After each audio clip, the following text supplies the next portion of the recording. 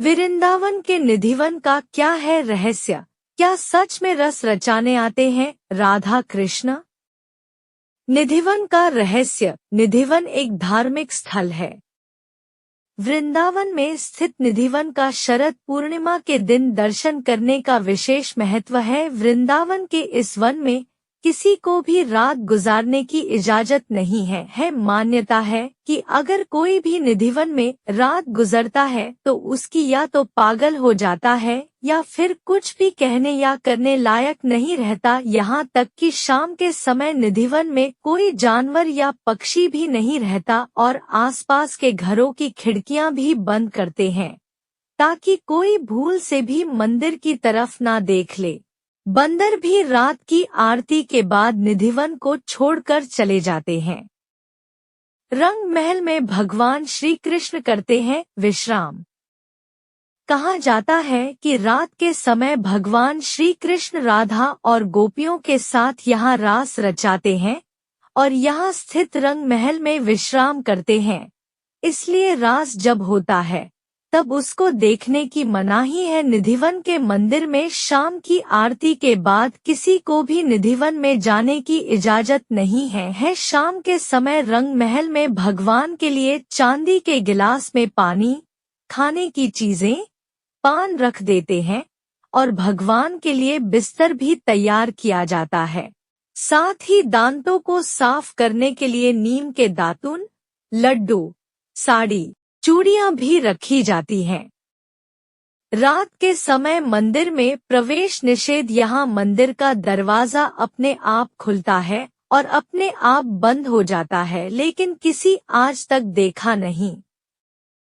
सुबह जब रंग महल का ताला खुलता है तो सारा सामान इधर उधर बिखरा रहता है। साथ ही चादर सिकुड़ी मिलती है जैसे किसी ने रात में इसका इस्तेमाल किया हो। यहाँ हर रोज माखन मिश्री का प्रसाद चढ़ाया जाता है और जो बच जाता है उसको मंदिर में ही रख दिया जाता है, लेकिन सुबह मंदिर खुलने के बाद प्रसाद भी खत्म हो जाता है। स्थानीय लोगों के मुताबिक अगर कोई रासलीला को देख लेता है वह गूंगा, बहरा, अंधा या फिर उसकी मृत्यु हो जाती है। पेड़ बन जाती है गोपियां। मंदिर में एक छोटा सा कुआं भी है। इस कुएं से जुड़ी एक कथा भी है।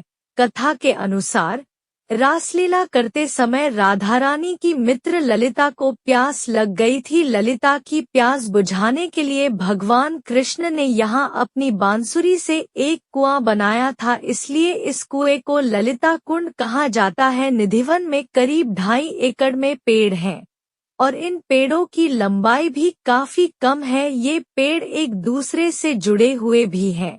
साथ ही यहाँ तुलसी के पेड़ भी हैं और ये सामान्य तुलसी के पौधे नहीं हैं। यहाँ तुलसी जोड़ियों में उगती हैं। तुलसी के इन पेड़ों की शाखाएं जमीन की ओर आती हैं। मान्यता है कि निधिवन में श्री कृष्ण जब रास रचाते हैं तब यही पेड़ गोपियां बन जाती हैं और दिव्य नृत्य करते हैं। जैसे ही सुबह होती है फिर वही पेड़ बन जाते हैं।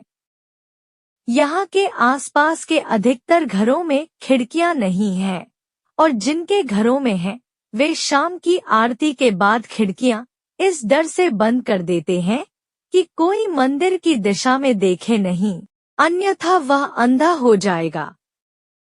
शरद पूर्णिमा के दिन महारास। शरद पूर्णिमा के दिन यमुना नदी के तट पर भगवान श्री कृष्ण ने चंद्रमा की रोशनी में गोपियों के साथ महारास किया था। इस दिन भगवान कृष्ण निधिवन में एक एक गोपी के लिए कृष्ण बनकर आए थे और पूरी रात नृत्य किया था। भगवान कृष्ण ने इस अध्यात्म की रात को ब्रह्मा की रात जितना लंबा कर दिया था। पुराणों में बताया गया है कि ब्रह्मा की एक रात मनुष्यों के लिए एक युग के बराबर होती है। साथ ही वृंदावन के जंगलों में हो रही इस महारास में भगवान कृष्ण ने कामदेव की सुंदरता का घमंड भी तोड़ा था। बताया जाता है कि आज भी निधिवन में शरद पूर्णिमा के दिन भगवान कृष्ण गोपियों के साथ महारास करते हैं। ऐसे ही वीडियो के लिए चैनल को सब्सक्राइब करें और वीडियो को लाइक करें और कमेंट बॉक्स में अपनी राय दें। वीडियो देखने के लिए धन्यवाद।